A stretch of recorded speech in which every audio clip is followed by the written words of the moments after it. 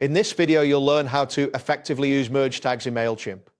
By the end of this guide, you will understand how to personalize your email campaigns using these tags to enhance communication with your audience. First, navigate to the Mailchimp homepage by entering the correct URL in your web browser's address bar. Once you reach the homepage, you should see a dashboard displaying your recent campaigns and audience statistics. Ensure you are signed into your account to access all features. Next, locate the Create button on the dashboard.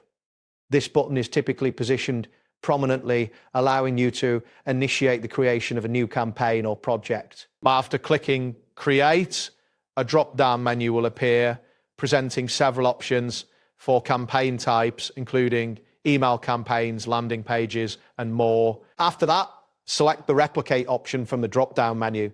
This action allows you to duplicate an existing campaign, making it easier to reuse designs or content. Once you click Replicate, you will be directed to a screen where you can choose which campaign to copy, select the campaign you wish to replicate, and confirm your choice. Once the campaign is replicated, click on the Edit Design button. This button is typically highlighted and can be found on the next screen. After selecting Edit Design, you will enter the design editor where you can customize the layout and content of your email. Now look for the Merge Tags option within the design editor. This section helps you insert dynamic content into your emails. When you click on Merge Tags, a list of available tags will appear, allowing you to choose the relevant tags you wish to use.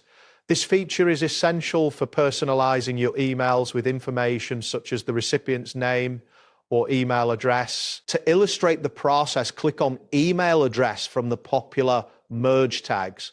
This action will insert the tag into your email body where your cursor is positioned. Once you have placed the merge tag, it will dynamically pull in the recipient's email address when the campaign is sent, making your communication more personal and engaging. That wraps up today's guide. Thanks for watching, and catch you in the next tutorial.